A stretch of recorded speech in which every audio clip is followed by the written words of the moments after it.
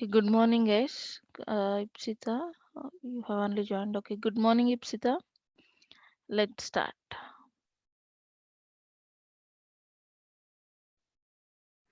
Last class, we have been talking about VPC endpoints, right? We have created a gateway endpoint.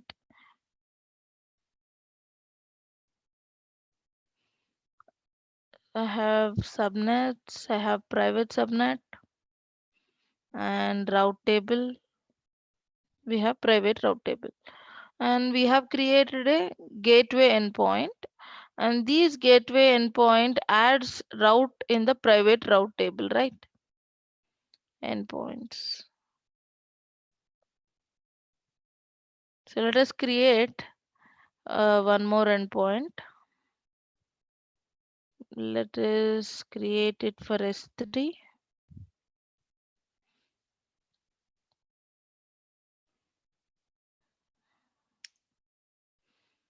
Interface endpoint this time, and this time it is not asking these route table details. Instead it is asking these things, subnets. 1A, 1B, 1C are there, and we also have one more subnet, private subnet. See, private subnet is there. Let us add private subnet too.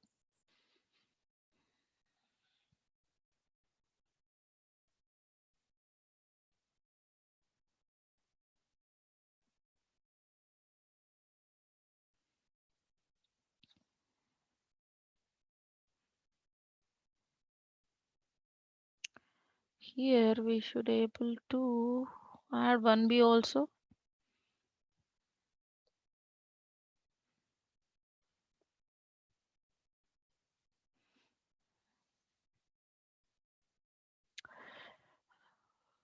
Okay, anyways, I have added private subnet, and then create a new security group and create endpoint. AS3 endpoint, that is interface endpoint, will be created. And if you look here,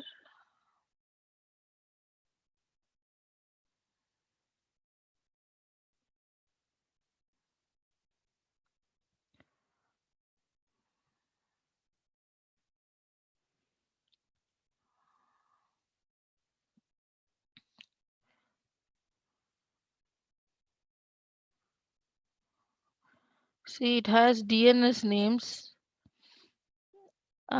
This is one, and this one has only AP-south-1 VPC dot uh, VPC east dot AWS Amazon AWS.com. This is regional endpoint. And then we have zonal endpoints. So altogether we have 3 zones, right? We have added 3 zones. This is 1C, this is for 1C, and this is for 1A, and this is for 1B. Zonal endpoints. And these works within AWS network. That's what we have discussed. If you want to communicate with the services privately within the AWS private link, then we can use VPC endpoints. And gateway endpoints are available for only 2 services, S3 and DynamoDB table. It's available now. Let's go create EC2 instances.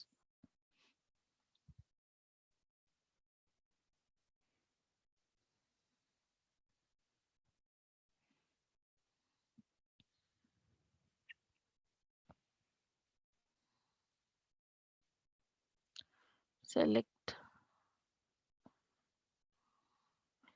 and we will launch one instance in public Mumbai default and one in private, or let's say anyway we know we can also use these endpoints in public instances too. So let us create this instance in 1A, AP South 1A, and IP address enable and S3 role. We will also assign S3 role.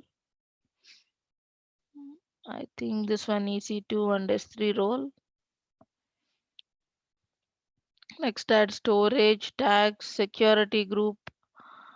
We are not using any HTTP here, but see, let's see, does it has HTTP endpoint? I think it has. But let's also add HTTP then. Okay. Review and launch instance, and view this instance.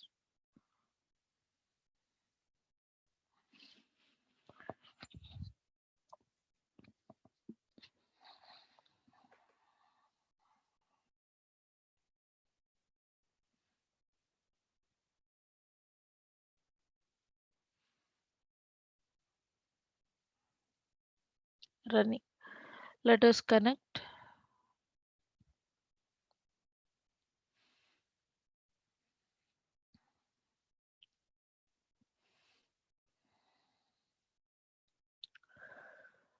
Okay, here we will use browser connection only connect.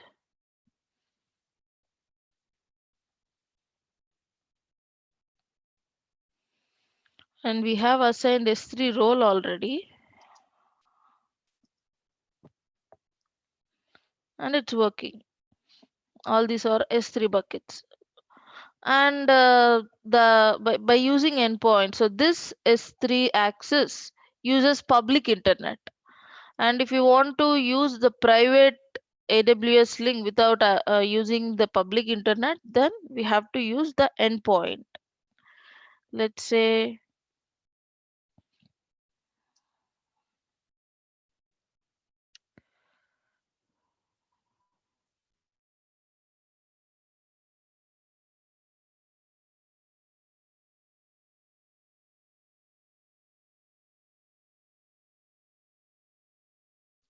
sorry.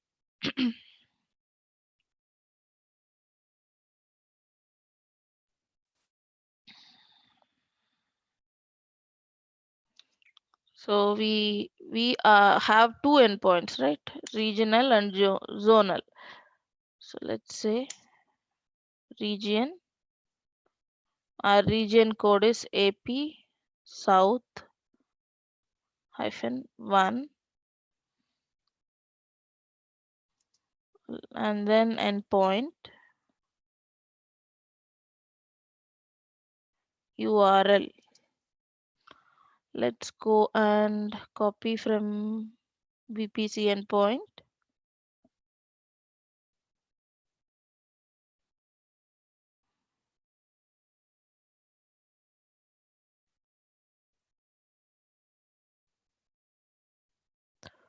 Endpoints.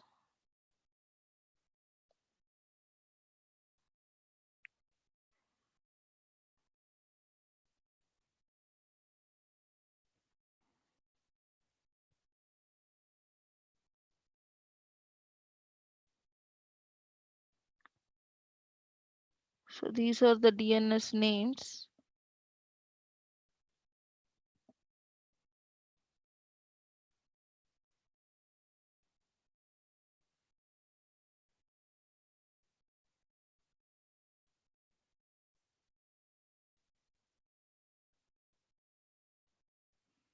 It says dot VPC.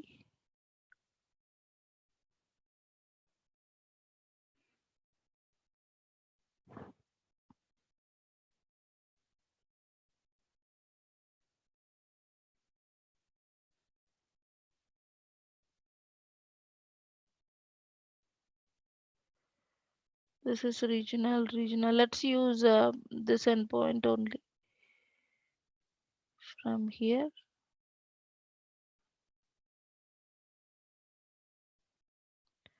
I'm not able to copy. Okay.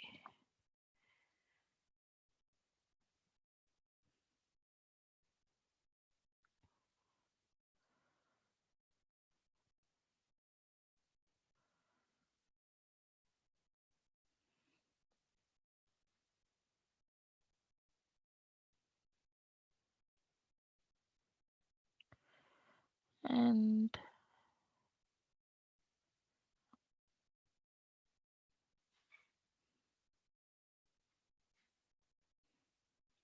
service name.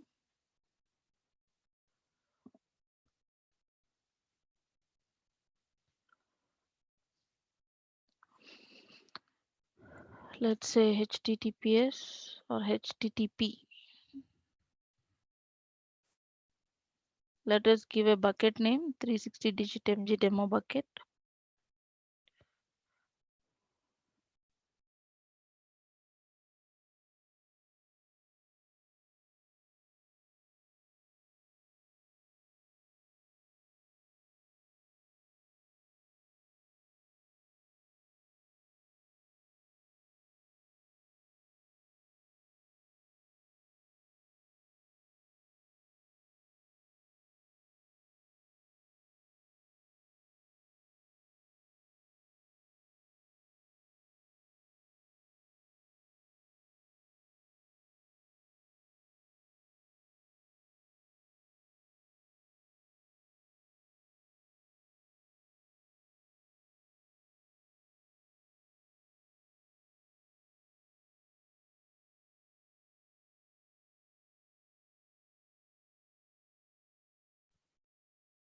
Okay, the specified bucket does not exist.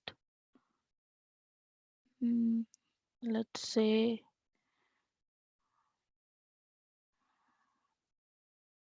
HTTPS then.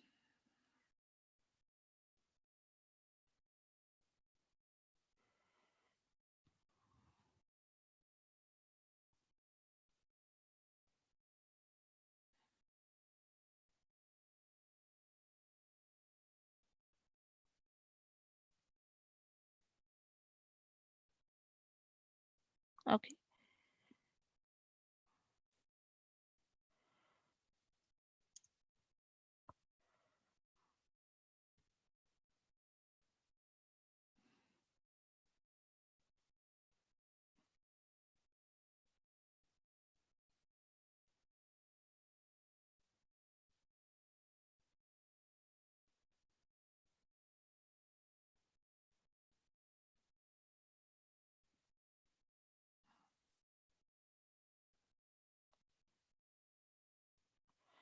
Say AWS S3 LS, it will work, and AWS S3, we will give a bucket name.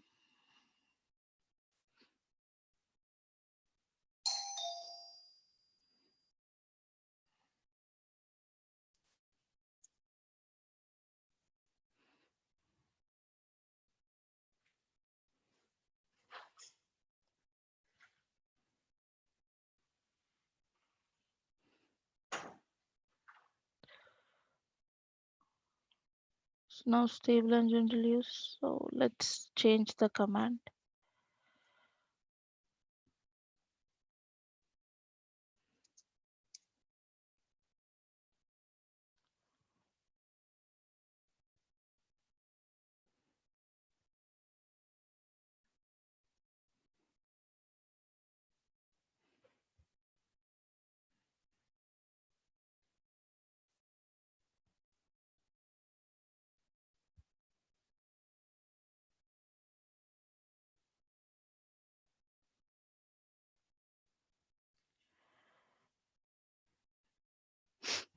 Just give me a minute, guys.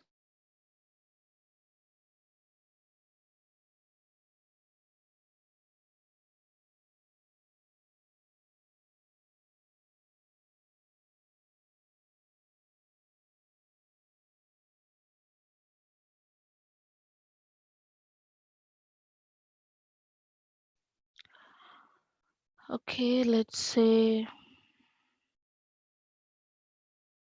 clear or refresh. At AWS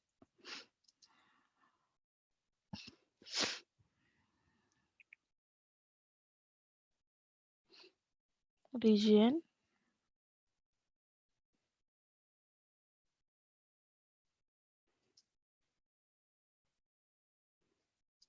and endpoint.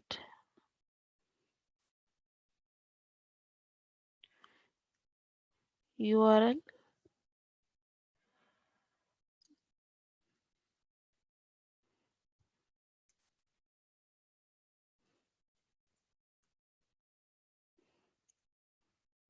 Now let us copy endpoint.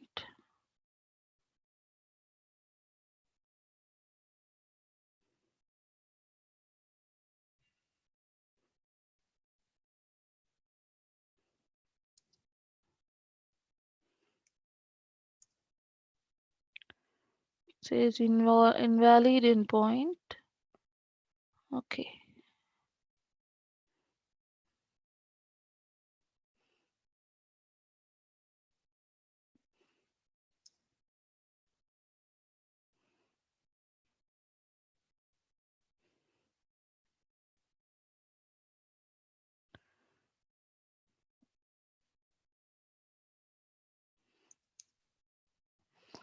Why it's not coming? We have assigned role also.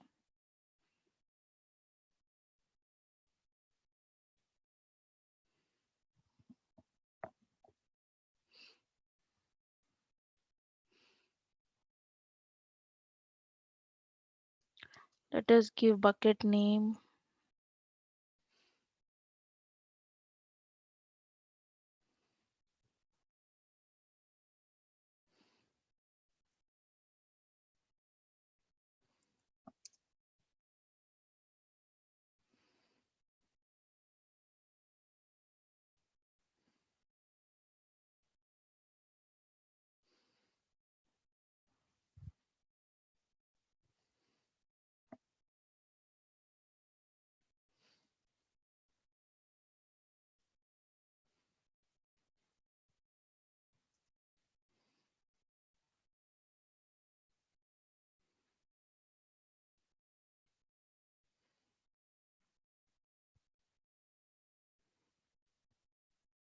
Let's say ls here.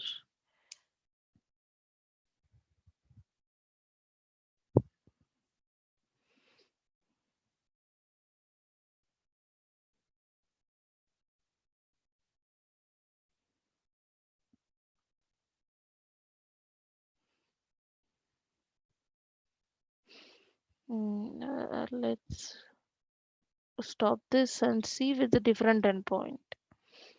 We will give a create EC2 endpoint. That means EC2 will have EC2 access.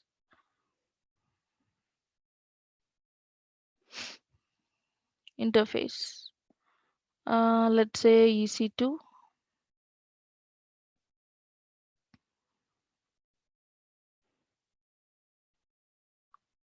close.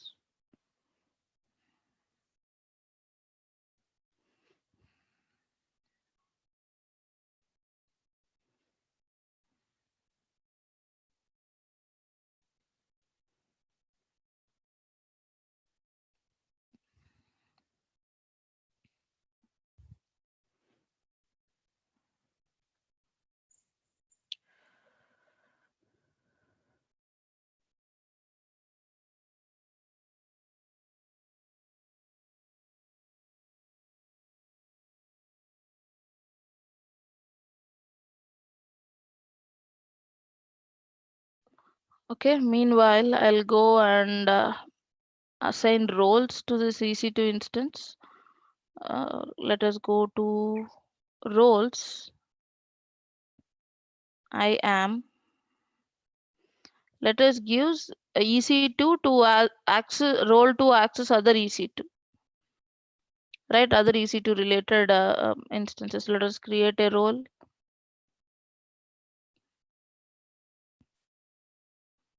Create role for EC2. Next permissions.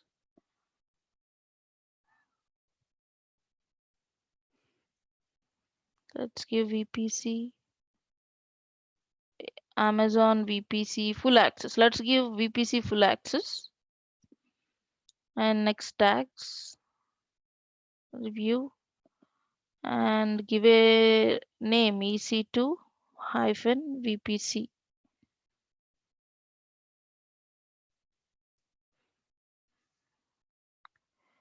role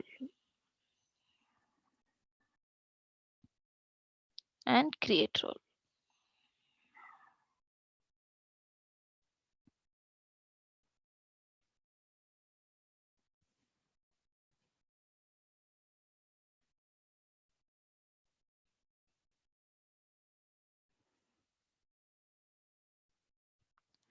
Okay, we have created role. Now we will go to EC2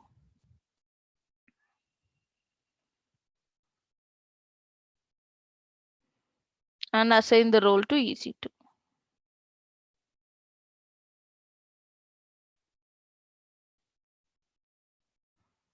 It's running.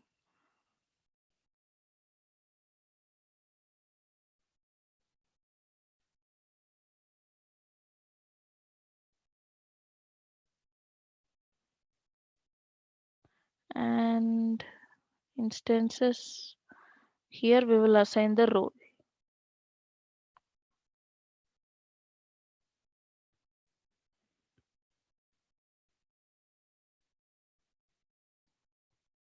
Modify IAM role,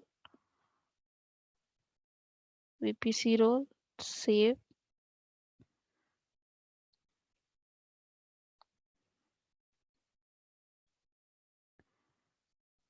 say AWS EC2 describe VPCs.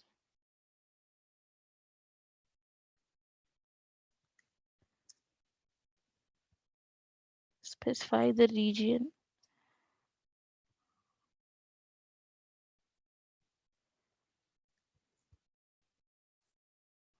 -1.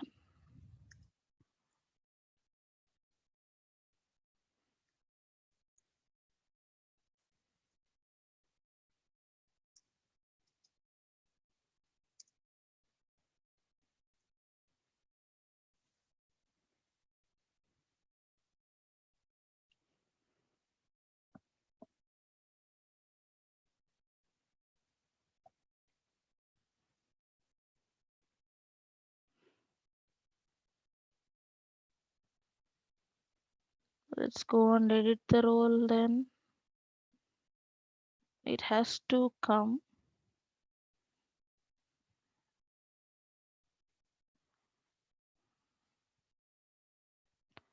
Let's go to roles and add one more rule. Let us add EC2 rule also.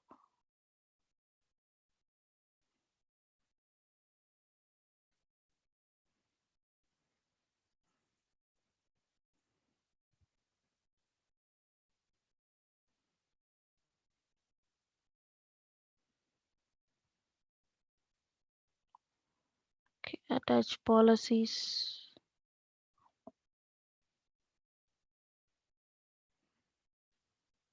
EC2 full access. Let us give EC2 full access. Attach policy.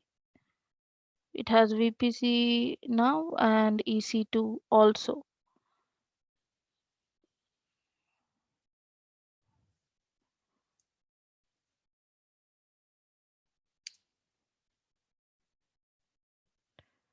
You can also configure your region by running AWS configure. But we have assigned role, so no need of AWS configure.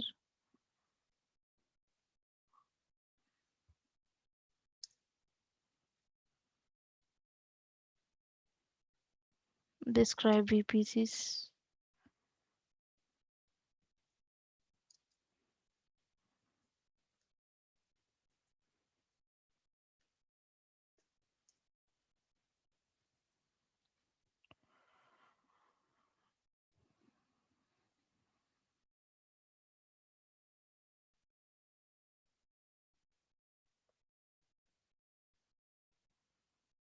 So let's see, let's use endpoint then. Control C. EC2 describe VPCs, and I'll go here to VPC endpoint.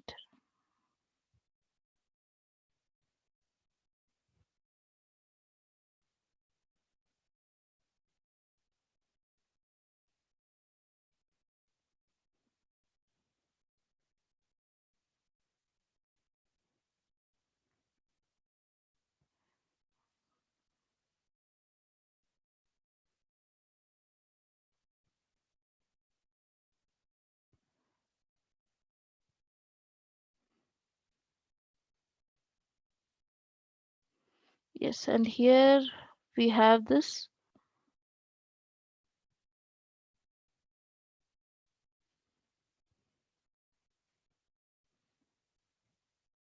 So this is the DNS name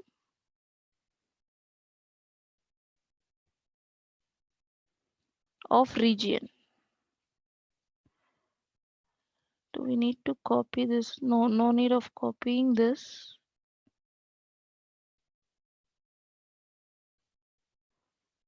Okay, I think I have not copied the entire thing. Okay, let's copy the entire thing up to here. Now this is for 1B.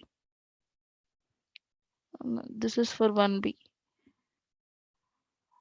So this is our endpoint. Yeah, this is up to here. This is the endpoint. Okay, we have not copied this one. Copy.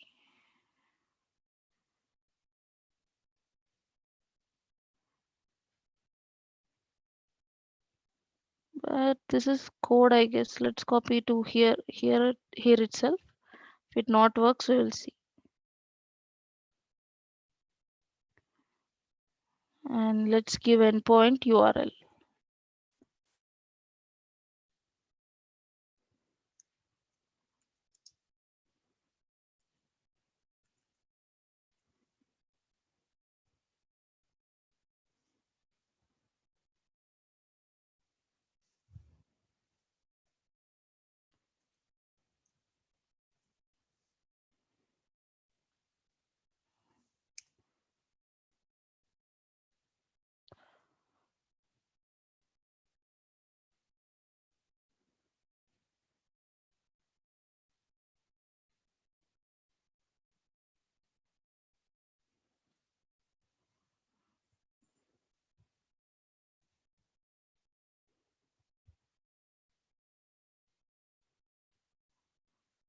Oh, why it's not working?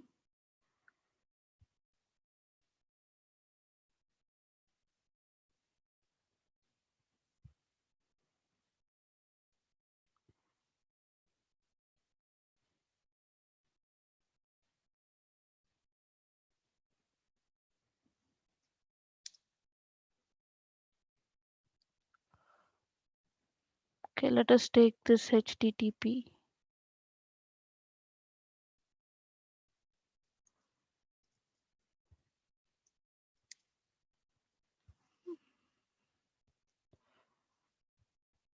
Okay, endpoint D is missing.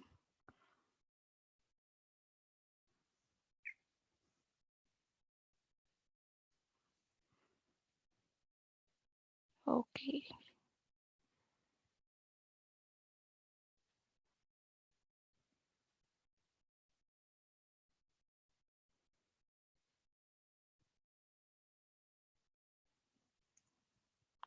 KWS CC to describe VPCs, and we have given endpoint URL. You must specify the region. Okay, let's give region here.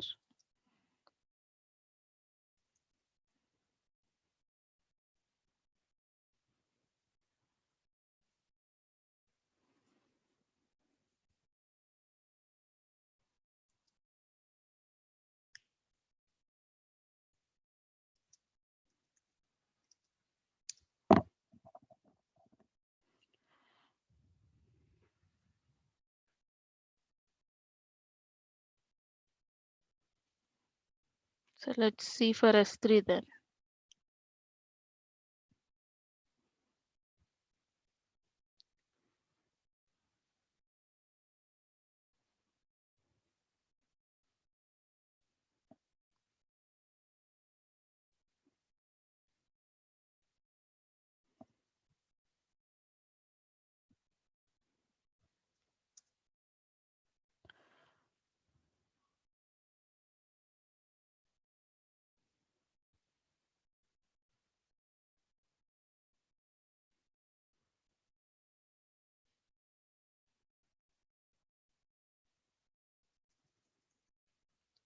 Say S3 ls and endpoint URL.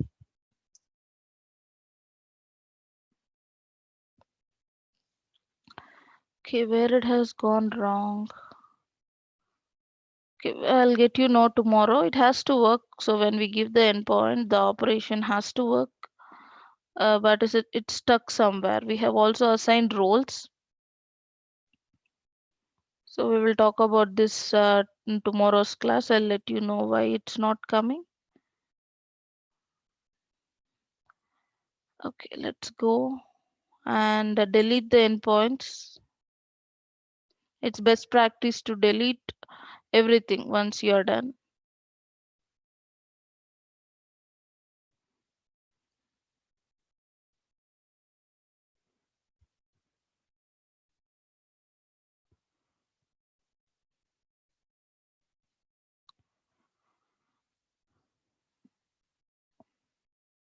Okay, deleted, and then we will go to EC2.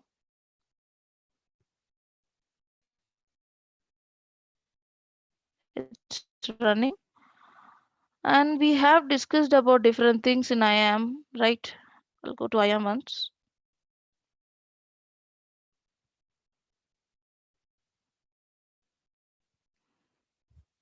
Roles,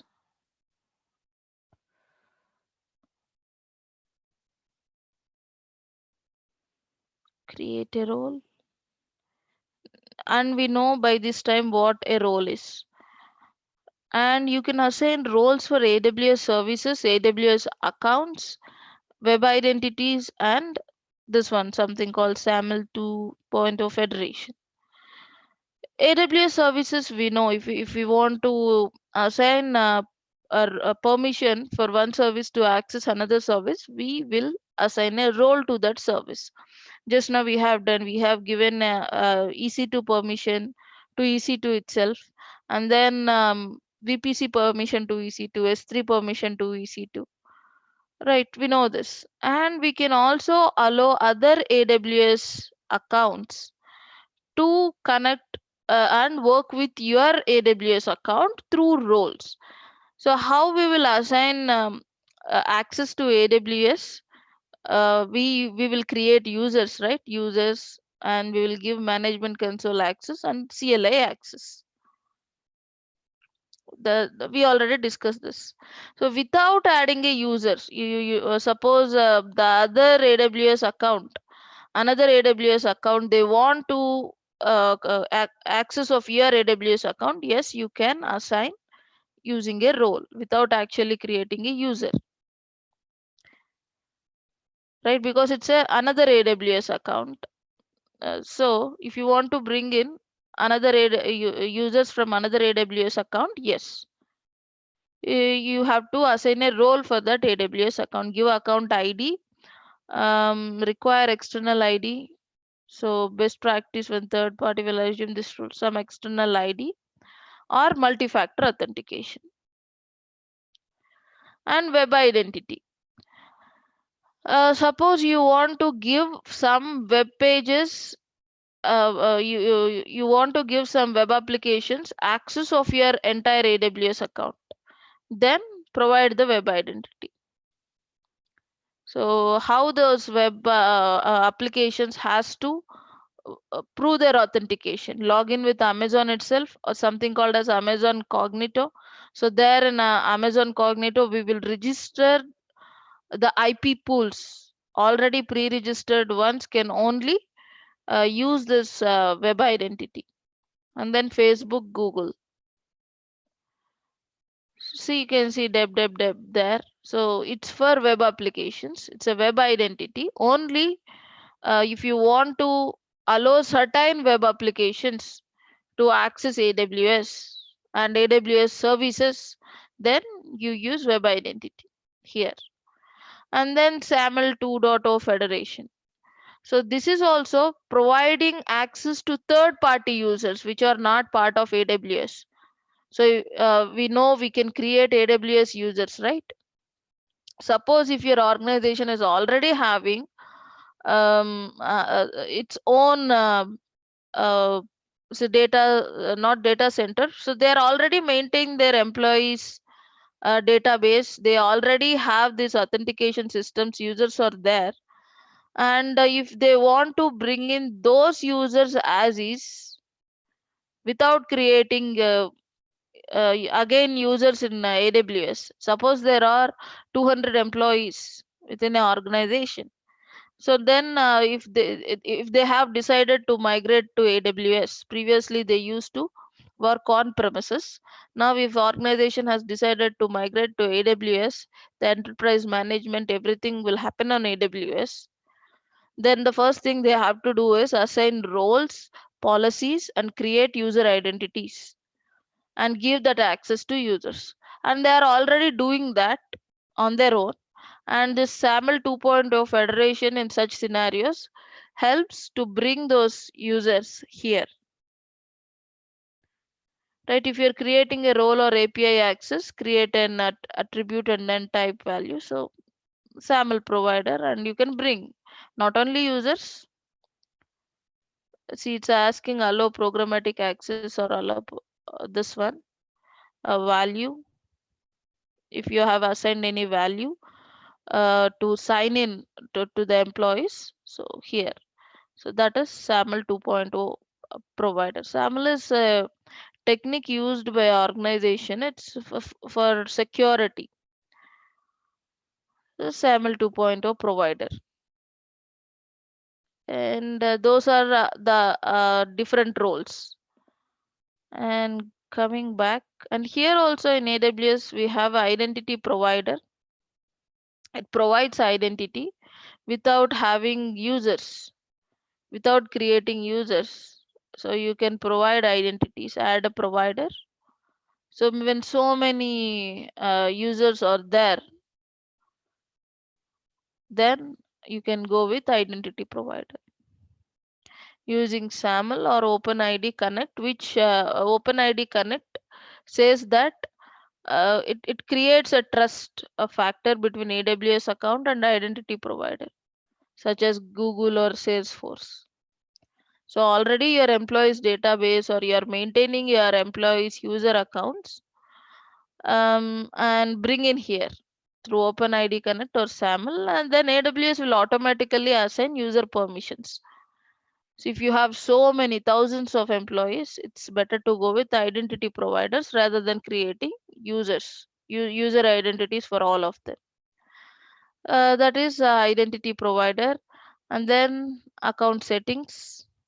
If you want to change any account settings like password policy, endpoints, if you want to deactivate any endpoint for some reason, uh, if you don't want some regions, some region endpoints, you cannot deactivate here. By default, all the regions will be active. And then access reports, access analyzer, and rules. So we need not bother about these things. So they are more related to professional level. So who is accessing? If there is an any malicious access, how to take an action. So this is access analyzer and rules. If you want to give any rules, analyzers, reports, and organization activity. So right now we are not using organizational account. So if we go and select organization, so then I can write an organization activity here, create one. So that's about IAM. Let's go to services once and check. So we talked about EC2 and we talked about S3, and in the EC2 we have talked about VPC endpoints, and EFS. So in the storage itself we have EFS. So let us go and click on EFS. So what is this EFS? Let us look into this presentation once.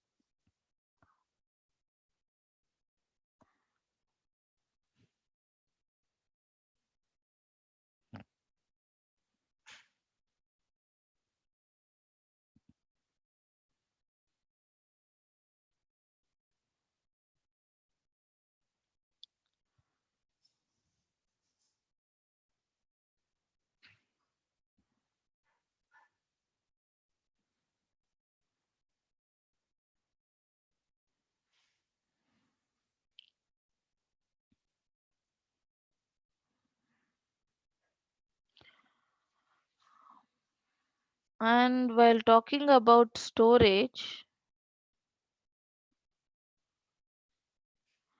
we talked about this different storage solutions. Block storage, the one storage which we use with EC2 instances, we already know it. You can create extra volumes and we call it as EBS, and you can attach these volumes, EBS volumes, to EC2 instance. So if we only have a EC2 instance, then we can access this block storage, EBS, elastic block storage. And then we have a EFS, elastic file system, which is network attached storage, and then S3, which is a global storage. We all already discussed S3 glaciers. S3 glacier means for long time storage.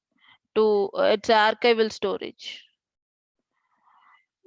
These are global storages from anywhere in the world without any dependencies of a network or the local EC2 instance within the AWS. So without having any other service, we can access this storage.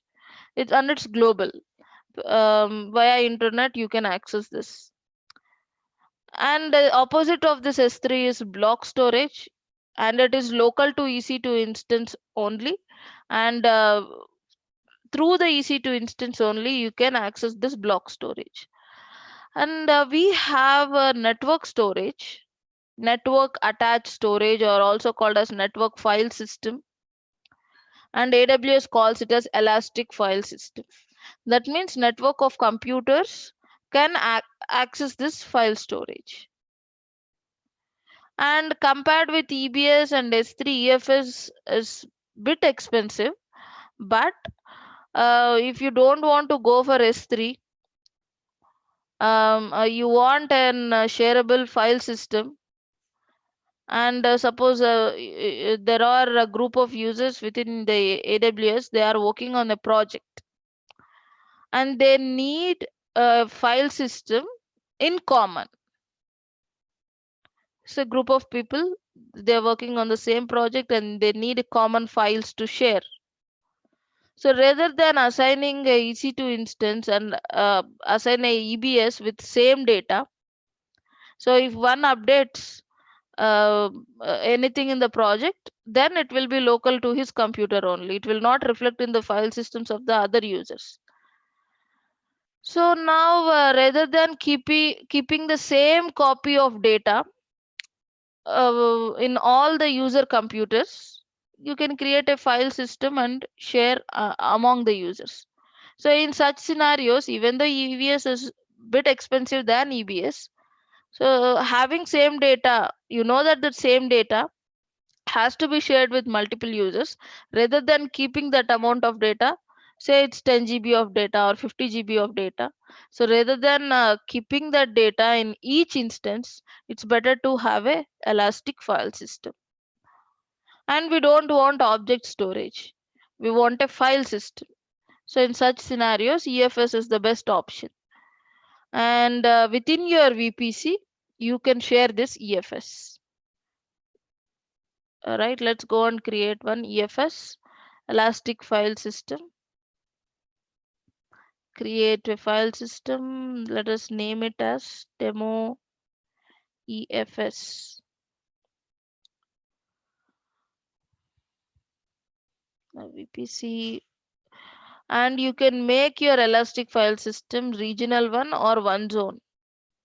Stores data redundantly within single availability zone. Regional stores data redundantly across multiple availability zones. So this is about availability and durability. Anyway, your elastic file system, you can share it across all the availability zones. It's a regional or VPC level rather than saying regional, VPC level service. So all the subnets within the VPCs can access this file system. If you are going with the default VPCs, all the availability zones or all the subnets can access this elastic file system. And if you want to keep data in multiple availability zones, because if something happens with the network or a storage, if it's hardware or software issue with the AWS, or for some reason, if your EFS is data is not secure, if it is in threat, you need not worry. You always have a backup plan in another availability zone. Whereas one zone stores data redundantly within a single AZ. You can choose which availability zone you want. Let's go for regional for now and create. We have created the elastic file system, and I already have a EC2 instance running in the same VPC, Mumbai's default VPC. Both are in Mumbai's default VPC. Now what I can do is I can attach this elastic file system. Attach, see, mount via DNS, mount via IP. So I can mount this file system on my EC2 instance. So before that, we have to make few changes. First thing is go to your EC2 instance.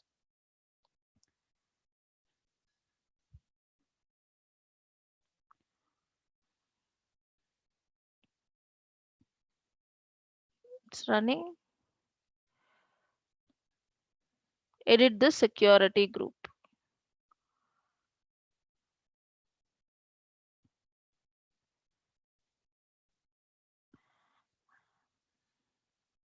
This is the security group. Edit inbound rules. Add a rule.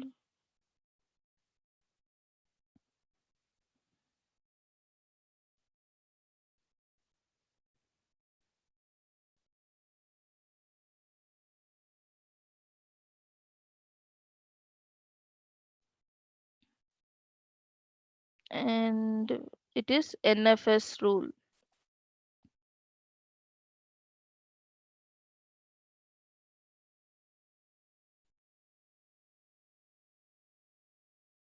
And here give internet CIDR block. Say anywhere. So allow the traffic through NFS.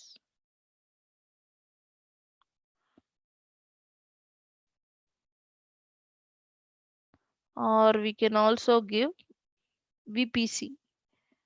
VPC ID, VPC security group. But let's say this one, save rules. So I already have some security groups.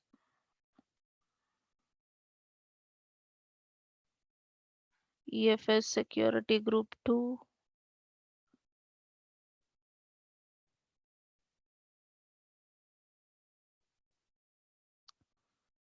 See, either you can add security group. So let's say go to security group once.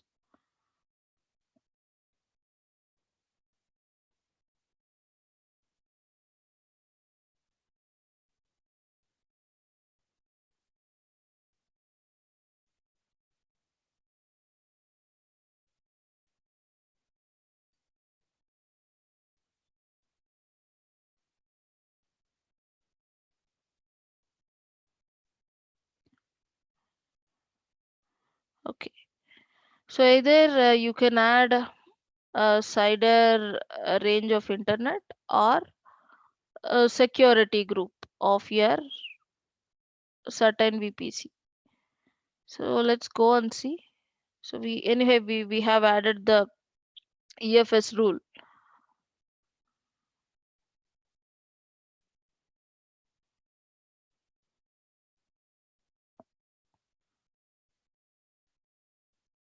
Okay, EFS or NFS rule, network file system. And now I'll go to EFS.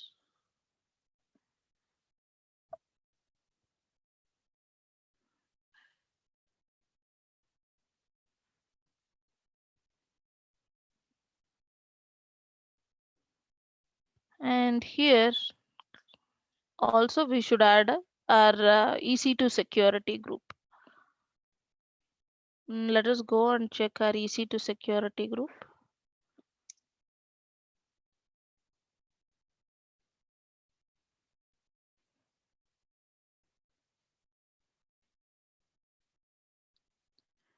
Security group, and it's some launch wizard 5.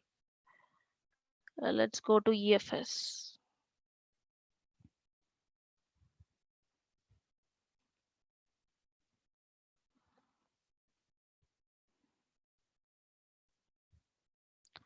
And here you have to go to network. Already 1A, 1B, 1C are there, and they are using security group which is default by default created. This is a NFS security group. So manage. Don't remove this, but add one more, which is launch wizard 5, REC2 security group. And if you want to use it with one availability zone, then you can attach it to only one availability zone. Or if you want to share this file system across the EC2 instance among all the availability zones, then add a security group in all the availability zones.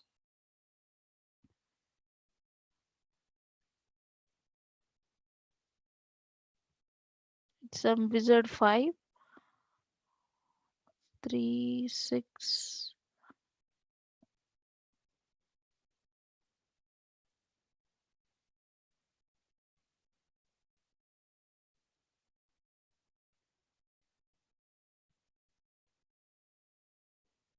This one. And here also same thing.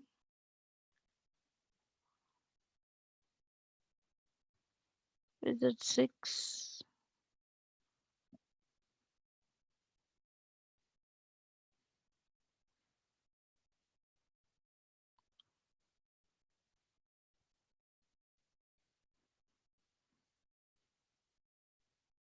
3, 6, and where is 5?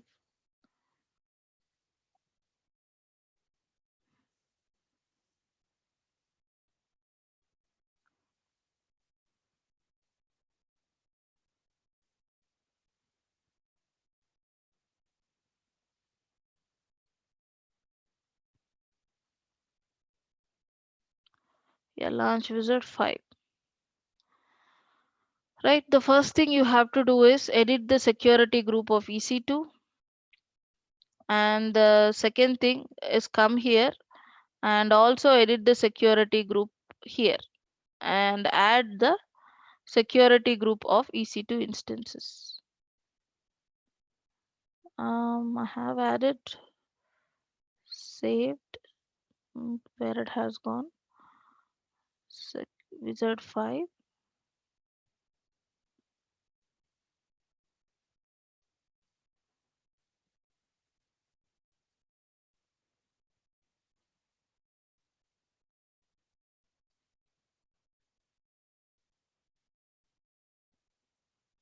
Here, and also this one, save. Let us cross check. Yes, now it has been added.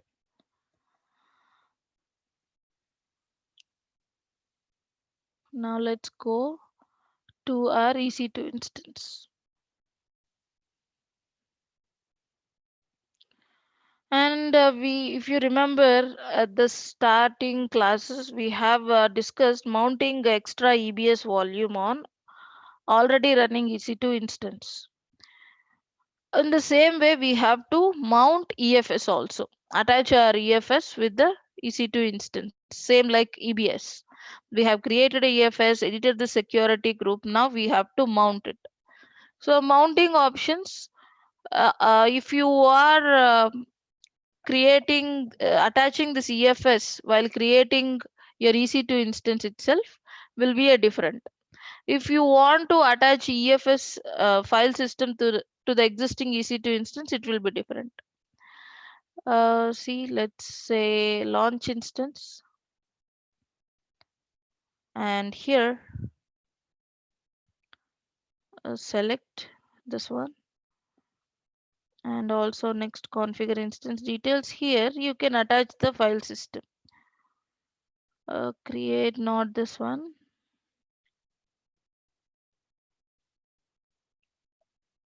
File system. If you want to add a file system, yes, you can add the file system. Demo EFS, the one which we have created. So the specified file system does not have a target in availability zone of the selected subnet. Choose a different subnet. We have chosen all the subnets, right?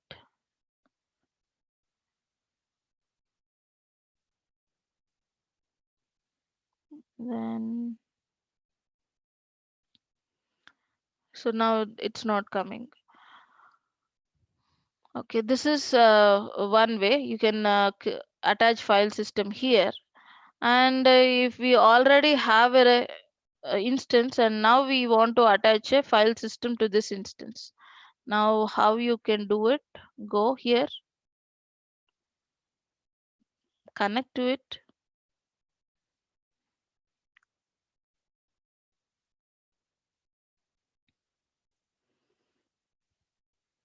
Login as a root user.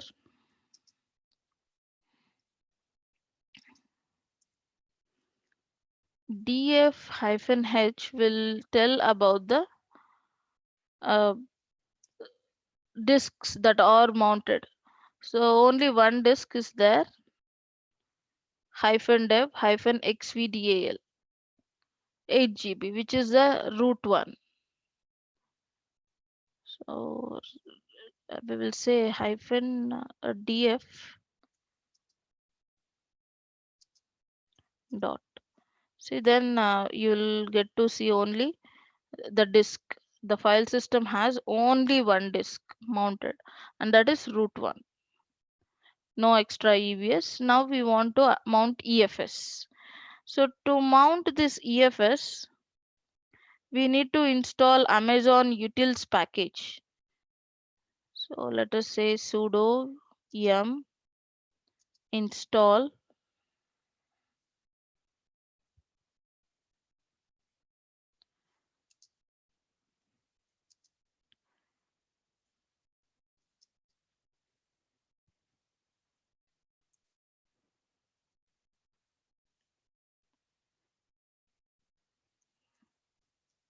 utils. See, you can also search what it has.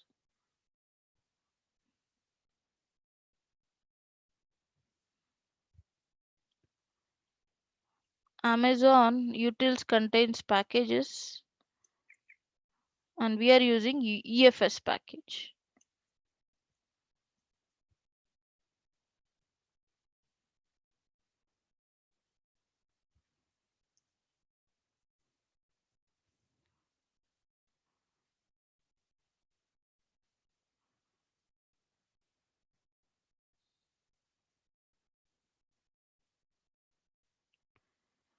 Right, Amazon EFS utils, what it contains. You can find it's an open source collection of Amazon EFS tools, and there are a lot of tools, and we are using EFS tool, and we require this to mount the file system because this is a different protocol which storage, if you want to access the storage, we need to use a protocol called as NAS or SAN, network attached storage protocol, also called as NFS protocol.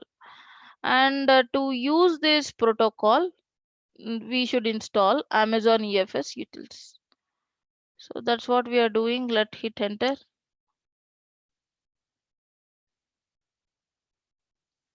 Or we can also install in some Linux instances. We like Ubuntu, we need to install. So this is not a mandatory one, but let us know. This is the package NFS common.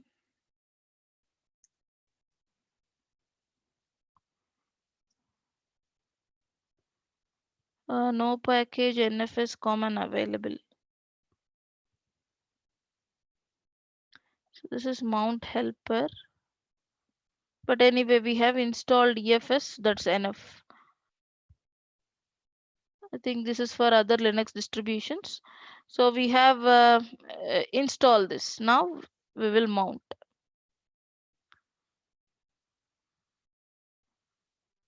Go to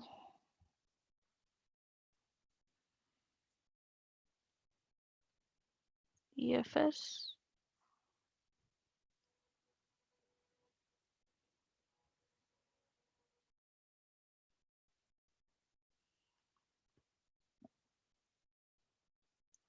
You can attach. And before attaching this, you should create a mount point. We have done the same thing while mounting the EFS also. So let us create a mount point. ls, and let us create a directory called EFS.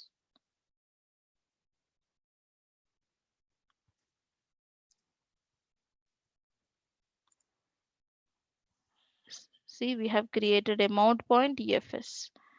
So mount point is nothing but it's just a folder. Using that folder, you can make use of that file and mount this. Now what you have to do, just copy.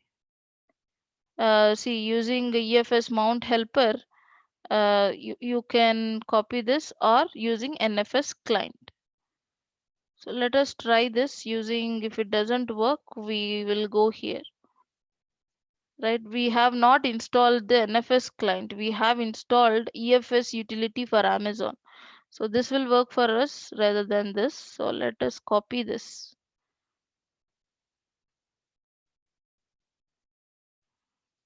and then paste it here.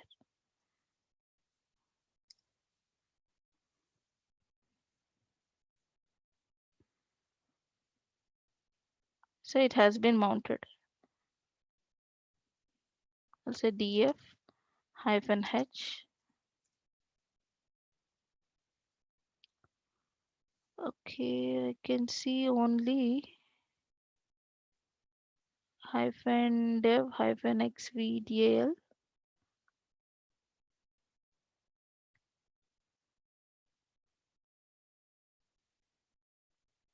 We will reboot and see.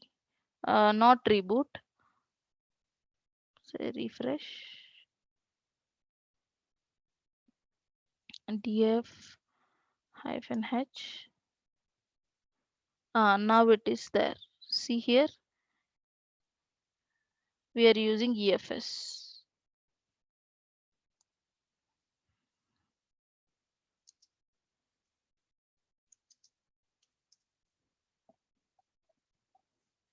Okay, this command is not showing, but anyway, it's mounted. It's mounted where? Mounted on /EFS folder which we have created. So if you want to use any other specific folder, yes, you can use. It's a need not a mandatory thing to use the file name as EFS. You can make directories with any other names. Then you have to replace this EFS with your directory name. You can use paths, different subdirectories. Then you have to replace this EFS with the path or the different name you have used. So simple, we have created elastic file system, and the same way to all the EC2 instances within this Mumbai region, I can use the same file system. We have created a file system for default Mumbai's VPC, and across all the availability zones, across all the EC2 instances, we can share this elastic file system. Okay, clear? Any doubts, guys?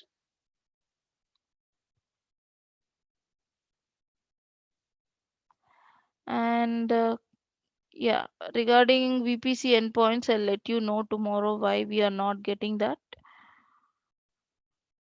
And tomorrow we will discuss about database, right? The FSX, like EFS, we have FSX. This FSX is for Windows file system. This is network attached storage or network file system for Windows. EFS is for Linux distributions, whereas this file system is Microsoft managed or Microsoft launched this. You cannot use this system. You cannot share this EFS file system on Windows EC2 instances. For Windows EC2 instances or Windows servers, we need FSX, which is a network attached storage for Windows. So you can see fully managed third-party file system optimized for variety of workloads. And then S3 Glacier storage gateway. We will also talk about storage gateway. Okay, guys, see you in tomorrow's class.